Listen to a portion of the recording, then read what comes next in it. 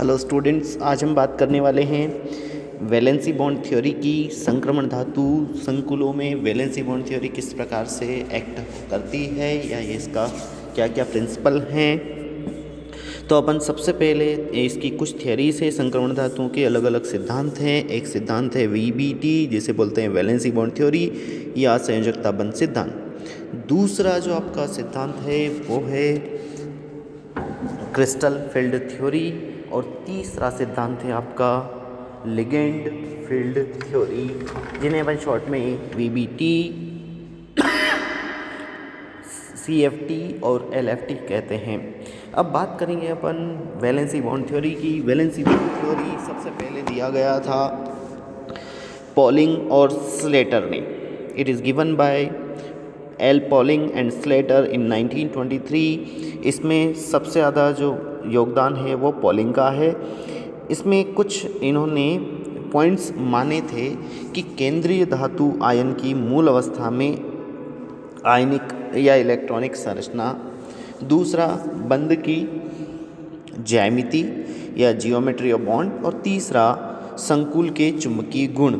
इनको अपन ने कैसे कैसे एक्सप्लेन किया उनको देखते हैं। पहला, केंद्रीय धातु आयन में अनेक रिक्त ऑर्बिटल या एम्प्टी ऑर्बिटल्स रहते हैं जो लिगेंड द्वारा दिए गए इलेक्ट्रॉनों को ले लेते हैं और बंध में प्रयुक्त इन रिक्त कक्षों की संख्या उस संकुल की उप सह संयोजन संख्या कहलाती है। There are so many empty orbitals in metal and in empty orbitals it accept pair of electron given by ligand, and the number of ligands or number of pair of electron received by the metal is known as coordination number. और ये depend करती है आपकी कि उसकी coordination number कितनी है, कि जितने लिगेंड्स होंगे उतनी ही उसकी कोऑर्डिनेशन नंबर होगी या जितने pair of electron. Pair of electron मैं इसलिए बोल रहा हूँ क्योंकि एक लिगेंड एक पेयर ऑफ इलेक्ट्रॉन देता है। सेकेंड बात करते हैं अपन धातु आयन कक्षकों व लिगेंडों के कक्षक अतिव्यापन से एक प्रबल बंध बनता है। ओवरलैपिंग होगी, किस किस की होगी? मेटल के जो ऑर्बिटल्स हैं उनकी और लिगेंड के ऑर्बिटल्स की। तो इन दोनों के ओवरलैपिंग से आपका बॉन्ड ओवरलैपिंग से आपका स्ट्रॉन्ग बॉन्ड बनेगा। जितनी ज़्यादा ओवरलैपिंग होगी उतना ही ज़्यादा वो बॉन्ड स्टेबल होगा, स्ट्रॉन्ग होगा। जैसे अपन बात करते हैं कि SAP है, D है, ये हाइब्रिडाइजेशन भी करते हैं और उतने ही नए ऑर्बिट बनाते हैं। हाइब्रिडाइजेशन अपन जानते हैं बहुत अच्छे से कि जितने ऑर्बिटल मिक्स होंगे उतने ही ऑर्बिटल नए फॉर्म होते हैं और नए फॉर्म होने वाले जो ऑर्बिटल्स हैं उनको अपन संकर कक्षक या हाइब्रिड ऑर्बिटल कहते हैं और यही केमिकल बॉन्ड बनाते हैं। हाइब्रिडाइजेशन से जो है उसकी जियोमेट्री डिटरमाइन होती है कि वो किस तरह की ज्यामिति रखेगा। थर्ड पॉइंट इन्होंने डिस्कस किया था कि धातु आयन में संकरण में भाग लेने वाले कक्षकों की संख्या प्राप्त संकर कक्षकों के बराबर होती है, जो बहुत ऑब्वियस है कि number of orbital taking part in hybridisation. तो हाइब्रिड ऑर्बिटल भी क्या होंगे? एग्जैक्ट उतने ही होंगे। मीन्स अगर 2 ऑर्बिटल मिक्स हो रहे हैं तो 2 ही नए बनेंगे, 4 मिक्स हो रहे हैं तो 4 ही नए बनेंगे। तो नेक्स्ट पॉइंट इज प्रत्येक लिगेंड में कम से कम एक सिग्मा कक्षक जरूर होता है, कि जो भी लिगेंड है उसमें एटलीस्ट कौन सा होगा? एक जो है वो क्या होगा? सिग्मा ऑर्बिटल होगा। और लिगेंड द्वारा सिग्मा कक्षक का एक जो लोन पेयर ऑफ इलेक्ट्रॉन है वो मेटल को दिया जाता है। Means a ligand gives a lone pair of electron of its sigma orbital to ion of metal or metal ion। धातु आयन के रिक्त कक्षक लिगेंड की इलेक्ट्रॉन युक्त सिग्मा कक्षक से अतिव्यापन कर धातु लिगेंड उपसहसंयोजक बंध बनाता है। इसे बोलते हैं अपन लिगेंड मेटल कोऑर्डिनेट बॉन्ड बनाता है। इस प्रकार की बंधों की संख्या केंद्रीय धातु आयन में उपस्थित रिक्त कक्षों की संख्या पर निर्भर करती है। अब ये कितने बॉन्ड बनेंगे ये डिपेंड करेगा कि मेटल आयन के पास कितने एम्प्टी ऑर्बिटल्स अवेलेबल हैं जिनसे वो बॉन्ड फॉर्म कर रहा है। नेक्स्ट इन्होंने कहा कि जब संकरण में केंद्रीय धातु आयन के डी कक्षक प्रयुक्त होते हैं, तो डी कक्षक N-1 भी हो सकता है, मतलब अंदर का भी हो सकता है, और ND भी हो सकता है, मतलब बाहर का भी हो सकता है। इस प्रकार बने संकुलों को क्रमशः न्यून चक्रण कक्षक और उच्च चक्रण कक्षक कहते हैं। कि अगर N-1 है तो उसे बोलेंगे न्यून चक्रण, और N है तो उसे बोलेंगे हाई स्पिन। ये कक्षक इनर कॉम्प्लेक्स और आउटर कॉम्प्लेक्स कहलाते हैं। अगर अंदर वाला हो रहा है तो लो स्पिन होगी, लो स्पिन होगी तो उसे इनर कक्षक कहेंगे या इनर ऑर्बिटल कॉम्प्लेक्स कहेंगे, और अगर बाहर वाला होगा तो हाई स्पिन होगा, उसे अपन उच्च चक्रण संकुल भी कह सकते हैं। नेक्स्ट इन्होंने कहा कि बंधहीन धातु इलेक्ट्रॉन वाले अंदर वाले डी कक्षकों में रहते हैं तथा संकरण में भाग नहीं लेते। जो नॉन बॉन्डिंग है वो कहाँ रहेंगे, इनर रहेंगे, और वो बॉन्ड फॉर्मेशन में टेक पार्ट नहीं करते। इस प्रकार बनने वाले संकुल में यदि अयुग्मित इलेक्ट्रॉन उपस्थित हैं, अब अपना बॉन्ड बन गया, अब इसके बाद भी अगर बॉन्ड फॉर्मेशन के बाद अगर सिंगल इलेक्ट्रॉन अवेलेबल है तो वो क्या कहलाएगा, पैरामैग्नेटिक। अगर नहीं है तो वो क्या कहलाएगा, डायमैग्नेटिक। इसी से अपने को मैग्नेटिक प्रॉपर्टी पता चल जाती है, और मैग्नेटिक प्रॉपर्टी जो अपना हाइब्रिडाइजेशन और जियोमेट्री का भी इन्फॉर्मेशन अपने को मिल जाती है, उनकी सूचना भी मिल जाती है। नेक्स्ट पॉइंट इन्होंने कहा कि प्रबल लिगेंड के प्रभाव में हुंड के बहुलता नियम के विपरीत पेयरिंग हो जाती है। पेयरिंग में क्या कहा उन्होंने, हुंड का नियम क्या है, झुंड का नियम। झुंड किसे कहते हैं कि सबसे पहले एक एक इलेक्ट्रॉन का डिस्ट्रीब्यूशन होगा, और फिर अगर इलेक्ट्रॉन बचे तो युग्मन होगा या पेयरिंग होगी।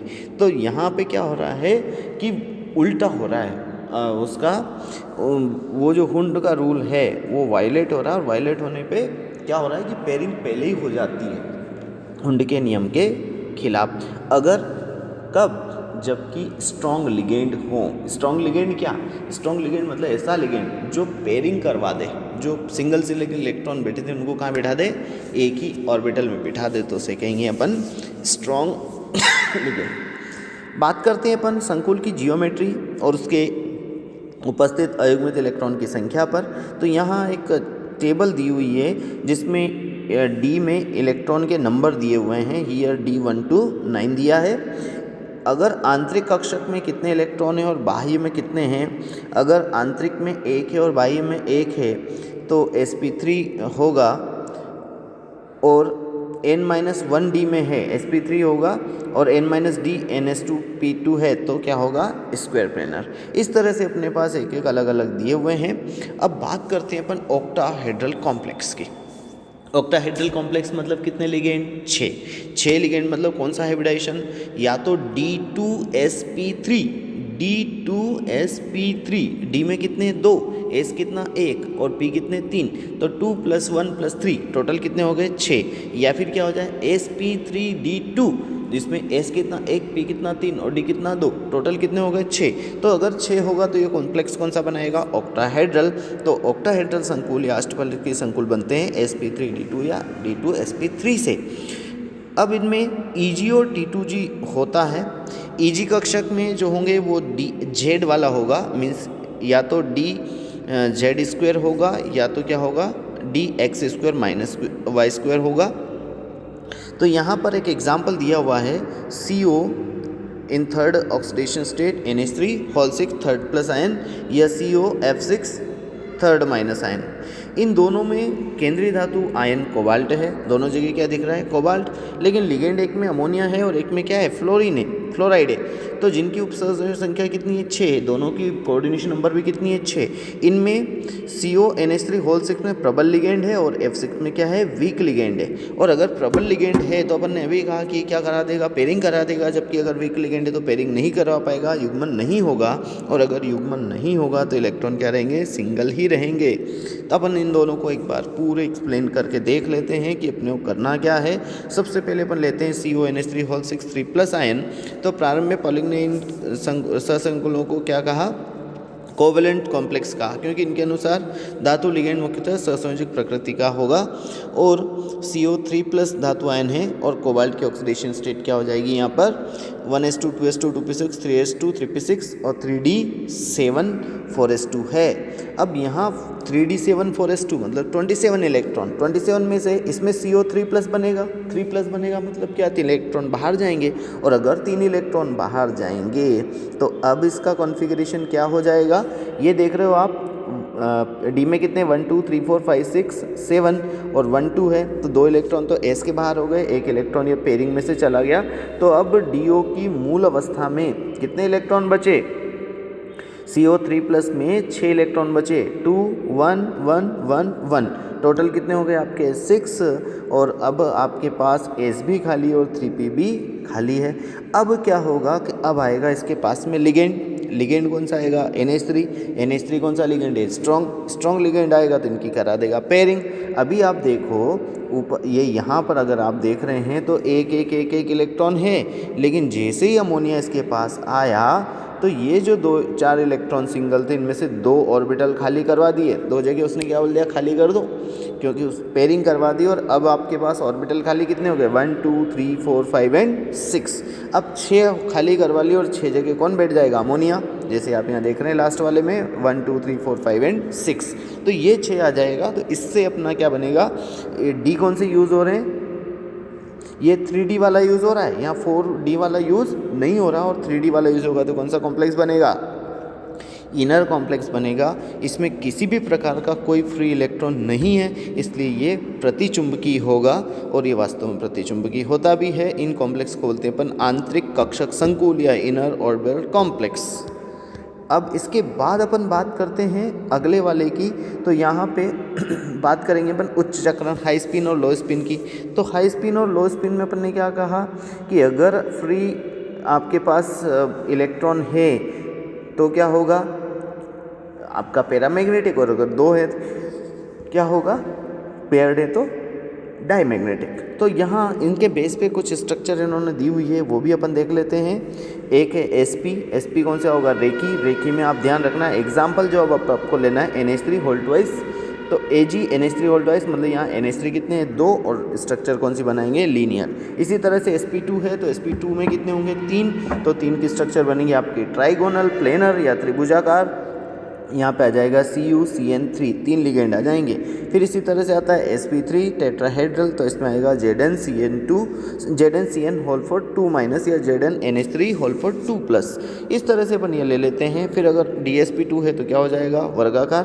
ध्यान रखना ZnCN2 है, ZnCN4 होल ट्वाइस है या NiCN4 होल ट्वाइस है, तो Zn जो रहेगा वो होगा आपका चतुष्फलकी, लेकिन अगर निकेल है तो वो होगा आपका वर्गाकार स्क्वायर प्लेनर। अब बात करते हैं अपन DsP3 की, टोटल होंगे 5, तो 5 का एग्जांपल अपन ने देखा है फेरोसिन FeCO होल 5 और 0 है उसकी ऑक्सीडेशन स्टेट। अगर ये 2 हो जाएंगे तो फेरोसिन बन जाएगा, नहीं है तो ये हो जाएगा पेंटा कार्बोनाइल आयरन 0 स्टेट में। तो ये हो जाएगी 3BP स्ट्रक्चर ट्राइगोनल बाईपिरामिडल। अष्टफंड की ये तो अपन ने 2 देखे हैं, इनर भी बन सकता है और आउटर भी। CrNH3 होल 6 3 प्लस बना रहा है इनर, और Fe F6 बना रहा है आउटर बाह्य कक्षक। तो ये सारे आपके देखिए अपन ने ऑर्बिटल्स। अब बात करते हैं अपन संयोजकता बंध सिद्धांत के दोषों की कि क्या क्या इसकी कमियां हैं, और कमियां हैं तो क्यों है। पहला इन्होंने कहा कि D1 D2 D3 D9 विन्यास वाले आयन अष्टफलकी मतलब D2sp3 या sp3D2 संकरण या sp3 या DsP2 संकरण बनाते हैं, तब उनमें अयुग्मित इलेक्ट्रॉन की संख्या समान होती है। अगर समान होगी तो D1 से D9 तक के सभी आयन बाह्य कक्षक संकुल के में भी अयुग्मित इलेक्ट्रॉन समान होती है। अतः केवल अयुग्मित इलेक्ट्रॉन की संख्या के आधार पर इनको अपन डिफ्रेंशिएट नहीं कर सकते। ओके, सेकंड इन्होंने कहा कि सिद्धांत से प्राप्त धातु लिगेंड संबंधी निष्कर्ष गुणात्मक है। अब इन्होंने कहा कि ये जो निष्कर्ष है कौन सा है, क्वालिटेटिव है। तो संकुलों के स्थायित्व के इसमें क्वालिटेटिव तो है लेकिन क्वांटिटेटिव कोई नहीं दिया गया। थर्ड इन्होंने कहा कि इस सिद्धांत के द्वारा संकुल बनने में धातु और लिगेंड के गुणों में जो परिवर्तन होता है वो स्पष्ट नहीं है। सही बात है। और लास्ट इन्होंने कहा कि संकुल निर्माण के समय धातु एक ही आयन विभिन्न ज्यामिति दर्शाता है, तो ये भी क्लियर नहीं कि कब कौन सा ये दर्शाएगा और कौन सा नहीं दर्शाएगा, तो ये भी स्पष्ट होना चाहिए। Okay, that's all.